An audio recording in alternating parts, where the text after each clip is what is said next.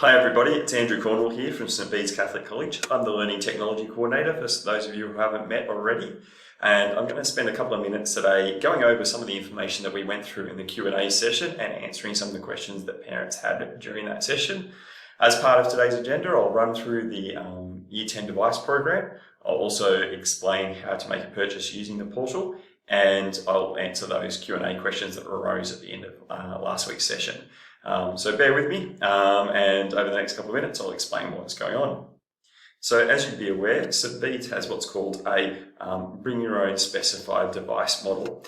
This is where students purchase a device through a vendor that's nominated by the school, and they use that device in their learning at school. So this is kind of like our uniform program where we source out uniform suppliers, we do some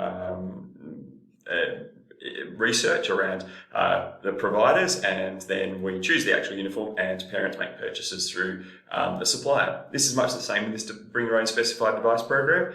We've done a lot of work over the last few years, and working with a partner called Next Technologies, we've come up with a pretty robust BYOSD program. It's been very successful here at St Bede's, as many parents will attest to. And it's to the point where quite a number of other high schools are also either implementing or starting to investigate this kind of program, just because of some of the benefits that it brings.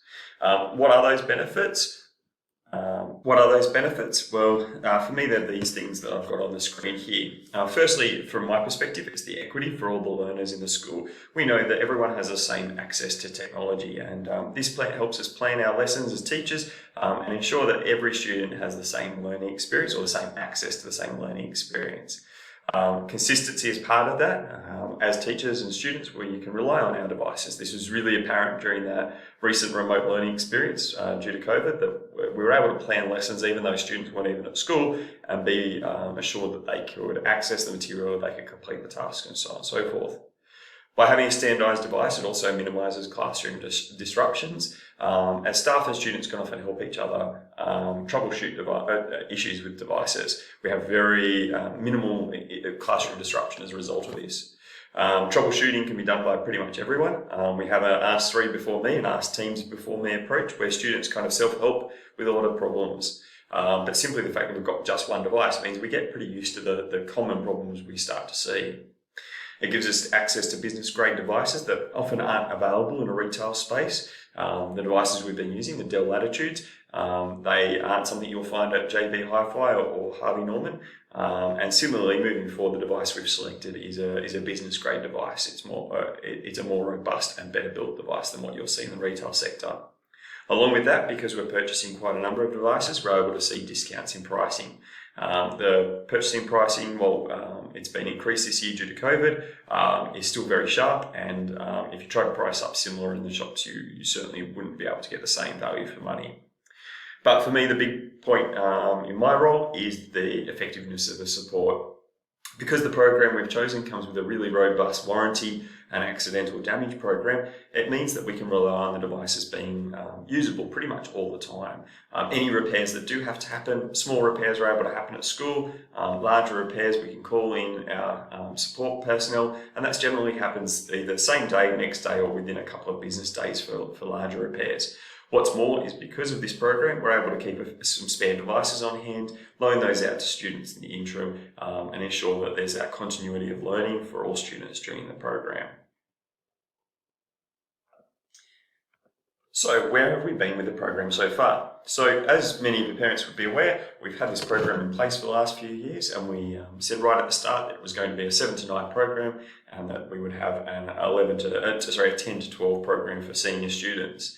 Earlier this year in February, I put a newsletter call out for parents to get involved in the investigations for this year. And I spoke about the two-step process we were going to go through, where firstly we'd investigate what type of program for the seniors, and then secondly we would, based on that, follow up with either an investigation to a type of device or the type of specifications that were required, depending on what that first step occurred.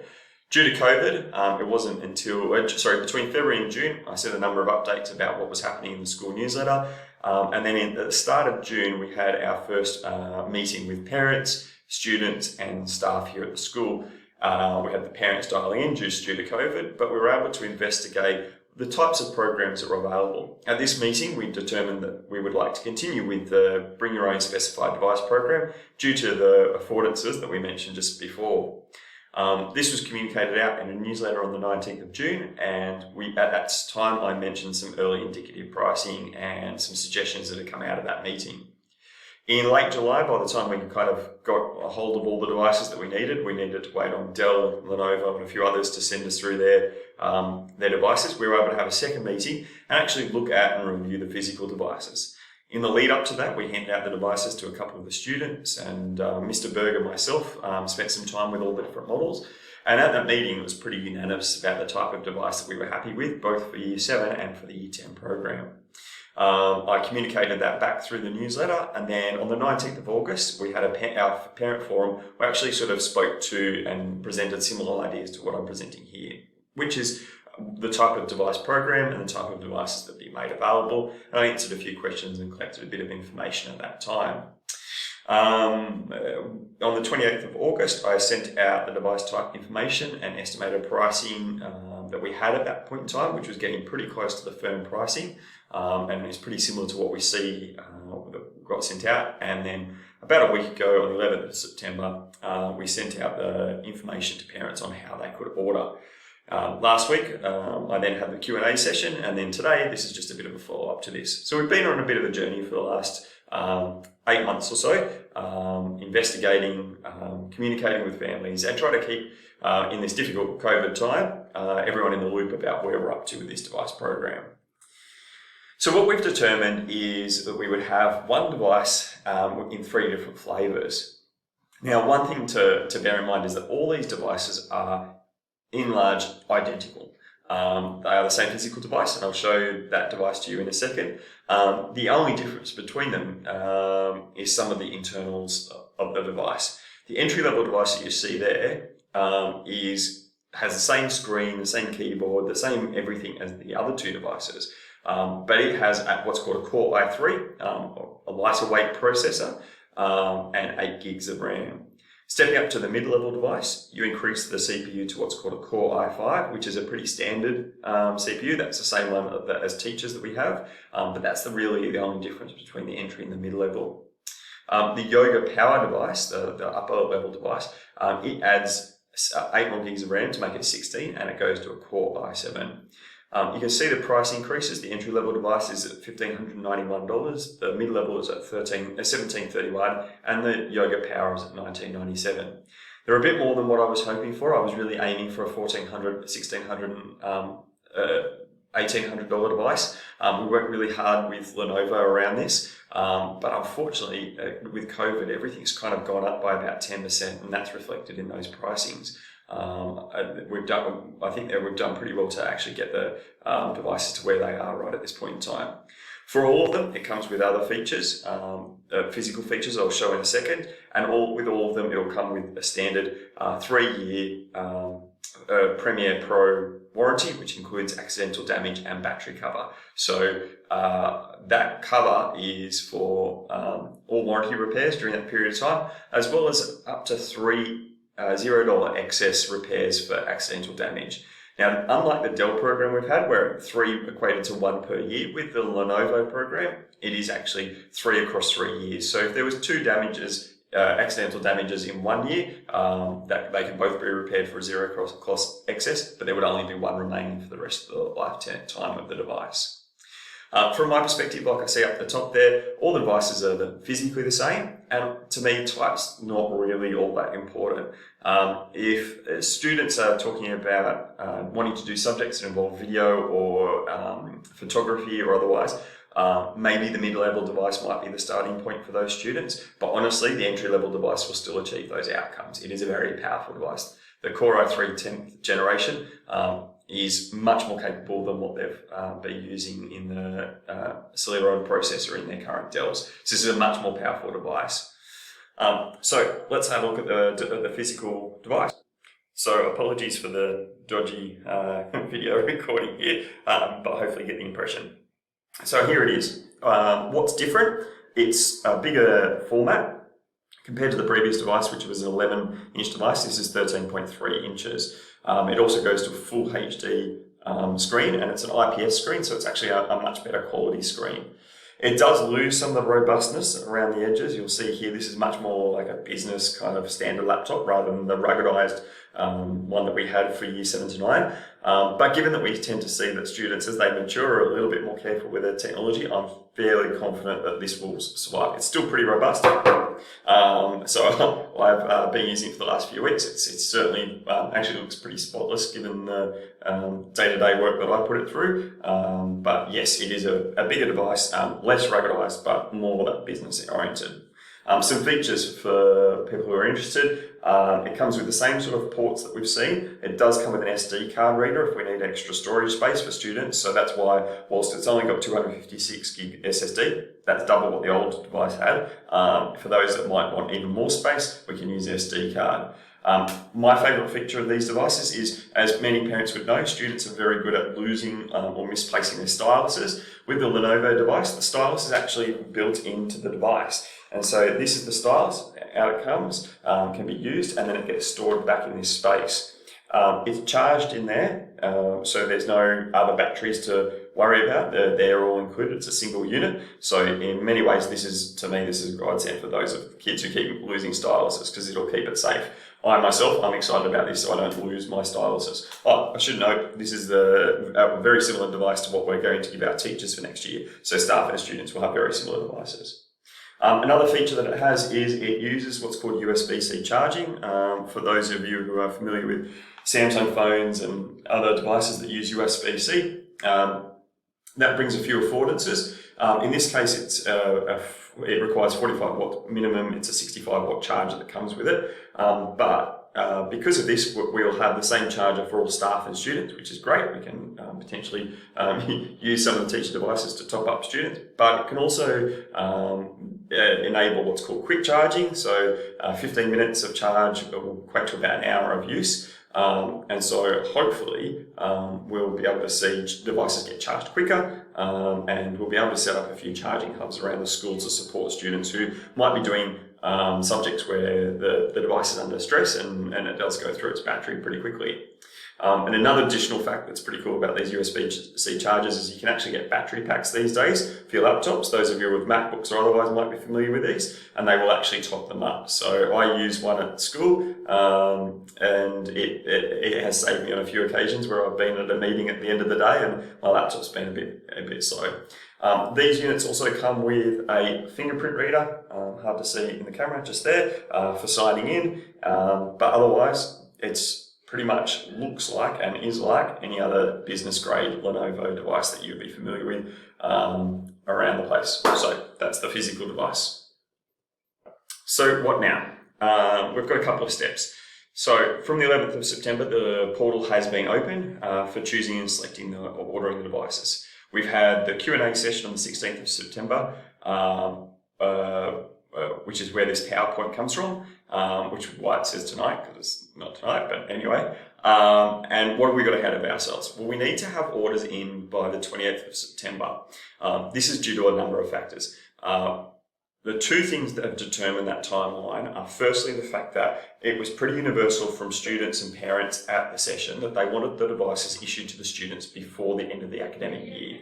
Now, in this case, that means we have to have the devices ready to be distributed to students in the last week of term. For this to happen, we need to have the devices a week earlier so we can set them all up, image them, and then get them out to students. So to have all those devices at school by the second week in December, we needed to have the orders in by 28th of September. That's just the ordering process. So that tells Next Technology to send an order off to Lenovo for the number of devices and the device types that we're referring to at that point in time. However, Next Technologies have then separated the ordering from the payment process. And so you're welcome to pay on or before the 28th of September, but payments can be accepted up until the 20th of November. That's about the time where Next Technologies will be invoiced by Lenovo for the devices, i.e. when we're expecting them to be leaving the warehouse, the Lenovo warehouse, and on their way to school. All of this is kind of COVID related because COVID sort of added quite a number of weeks to most ordering processes, particularly custom orders like this. And we're also butting up against Christmas, which is a busy time. So the different timeline this time around is very much due to those factors. Our aim is to give the devices out at the latest the 14th of December. Hopefully it will be a bit earlier than that, but at the latest the 14th of December, which is Shine Day here at school, always a good fun end of year kind of day here at school before parent-teacher interviews and the like, should they be happening.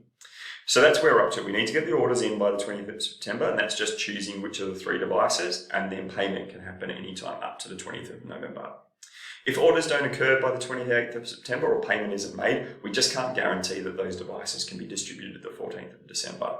It's quite likely they might then not get out until February because after Christmas and then after return to school activities, it might take a little while for them to actually arrive and then be set up.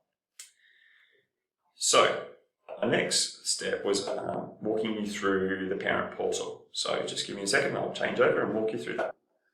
So here we are at the parent portal, and to access the portal, the first thing you need to do is there's some key information at the front, everything we've talked about already, including the timelines, the device guidelines that you'll find on our school website. But down here is the password. If we refer back to the mail out that happened, that was sent home with the students, there was a password for this. It's SBC 2021. It's the same password for everyone because it's not until checkout that we actually add personal details.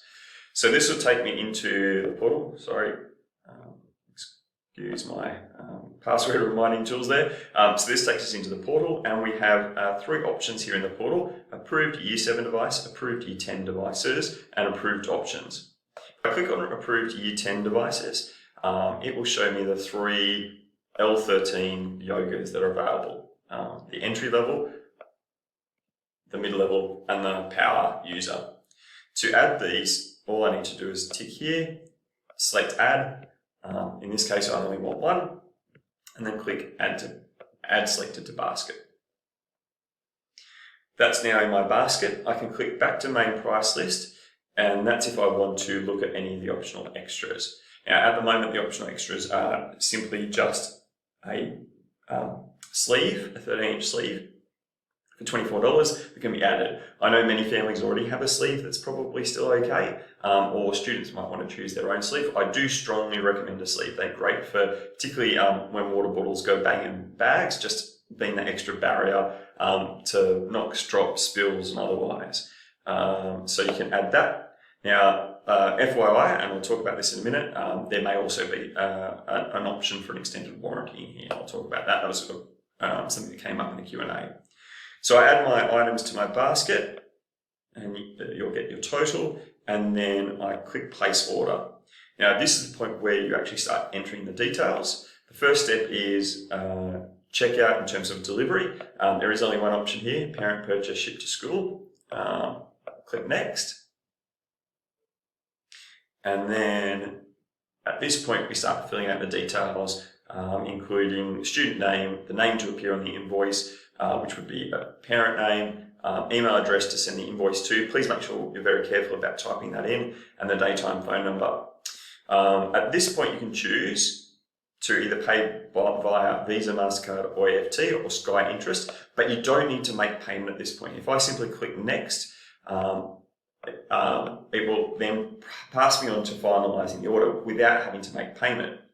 After I do that, if I can either make payment at this point or I can go straight through to that finalised ordering process. If I do that, in either case, I will receive a confirmation of my order to the email address I put in here. Now, some parents have reported it has gone to their junk or spam folder, so it is worthwhile checking straight after you finalise this order. Usually it arrives within a couple of minutes that you get that confirmation of order. If you don't, please contact Next Technologies. Their contact information is here. You can see Greg, our portal administrator's email address and phone number is present there. So please contact them, because unfortunately I can't help you through this process. They're the ones that look after this portal. That confirmation, if you have paid, will include your receipt. If you haven't paid, it'll indicate how payment can be made between then, when you order, and the 20th of November. So that's there. While we're here at the portal, it's also worthwhile noticing there's other information that might be pertinent to you around warranty and insurance and the privacy terms of the website. So please take your time with this, check it all out. But that's the basic steps of placing an order, is going through that process there. So there were a couple of questions that were raised at the Q&A session, and I thought I'd make a list of them, pop them at the end here, and just answer them in a summary form. So the first one was about the choice of devices electives for stage 6. So what do you do if you don't know what electives your child is going to choose, or they're not sure what they want to choose? At this stage, as I said earlier, all 3 of the devices are more than capable of achieving the outcomes of all the courses. So I don't really see too much of a difference between them all. If there was a likelihood that a student was going to do a subject that involved a heavy use of technology, and I'm specifically thinking photography, visual arts, visual design, and maybe some of the STEM-based subjects, then maybe I would start at the midpoint. But honestly, the entry level will do a good job. I gave the example of, rendering a video. The entry-level device might take 3 minutes to render a video. The mid-level device might take 2 minutes 40, and the top-end device might take 2 minutes. In some ways, I'd take the minute inconvenience from time to time over the cost difference. But there was a fair amount of interest both from students and parents to have a range of options. So that's why those options do exist. And I understand that some students are doing things outside of school where a more powerful device is more appropriate. One big ticket item that came up at the Q&A was lots of students were interested in the 4th year warranty. We know that students will use this device for their learning here at school. We also know that some students may go on to trade and technical colleges, potentially in their year 11 and 12 years. Irrespective, they'll need a device for those programs. It's pretty hard to find a traineeship or apprenticeship these days where TAFE isn't somehow online learning or something similar to what we were doing during remote learning. But some were talking about the fact that a good quality device might also last beyond school, and I certainly would agree with them there that these devices that Lenovo has built would be perfect for first year uni students or TAFE students or otherwise. So we're looking into a 4th year warranty. At this point, I don't have any pricing on that, but when I do, I will send an alert out to families, and it will be added hopefully as an extra in those accessories section. So where you saw the sleeve, there would also be the option for a 4th year warranty. Now, what happens during that 4th year is that we will provide the contact details for Lenovo for any warranty work, and instead of the device being brought to Mr. Berg, it's simply you would contact Lenovo and they can come to your home or place of work or wherever the student is in their 4th year. So say they're at home whilst they're doing uni, Lenovo will actually physically come to you and repair that, which is pretty handy.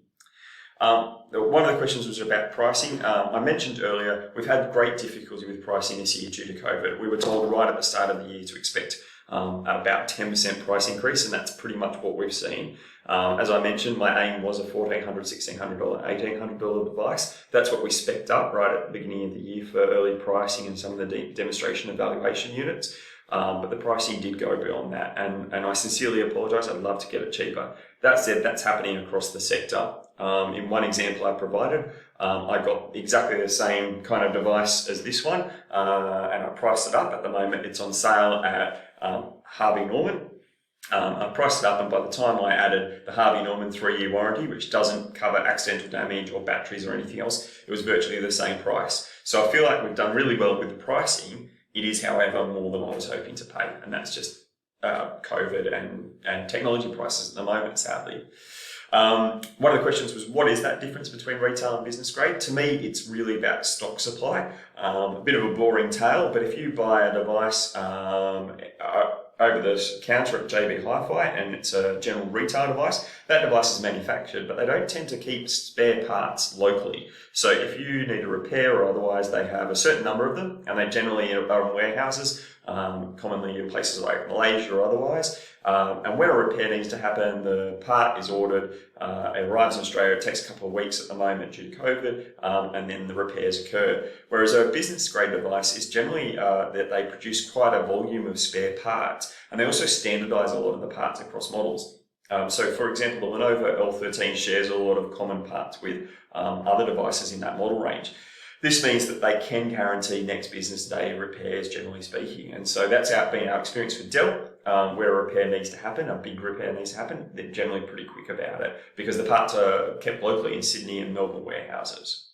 And so for that reason, where possible, we always try to go for a business grade device. They are built better, they have better aftermarket service and support, they just all round survive better. Management of devices was another question. Yes, we will continue to manage devices. We're actually ramping this up. So as of next year, because we've got more than 500 devices on the ground, we've been able to look at some management tools to help roll out software, help set up devices, help ensure that devices are being looked after.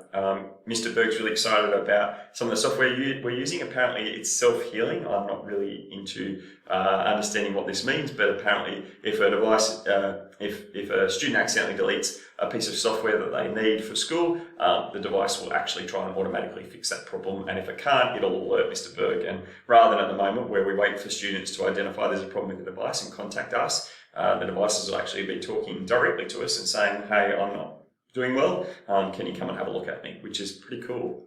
So we're hoping that will help to keep them to help even further minimise some of those disruptions due to devices not running well. One question was about the weight of the device. It is a slightly heavier device. It doesn't feel it in their hand. Well, most of the students agreed it actually felt lighter than the current device, probably because of the way it's balanced, but it is physically just a fraction heavier than that because it is a much larger device. It isn't significantly heavier though. I think from memory it's about 120 grams heavier, which is fairly minimal at the end of the day. Distribution dates, as I said earlier, a couple of families said, can we get them earlier? What happens if they're later, etc. Because all of this is very uncertain in the period of COVID, all we know is the reason we've had to order for the end of September is because that's the only way they can guarantee. Well, they can't even guarantee. That's the way we're trying to ensure that we can get them out before the end of the year. We're pretty confident that will occur, even if they're a couple of days late. We will probably accelerate at our end and maybe do a bit of weekend work to ensure that we can get them out. But we're pretty confident we can get them into students' hands at the latest on the 14th of December. Anything that's ordered late or paid for late, we just can't. It may not happen. That's not to say it won't, it's just we can't assure that.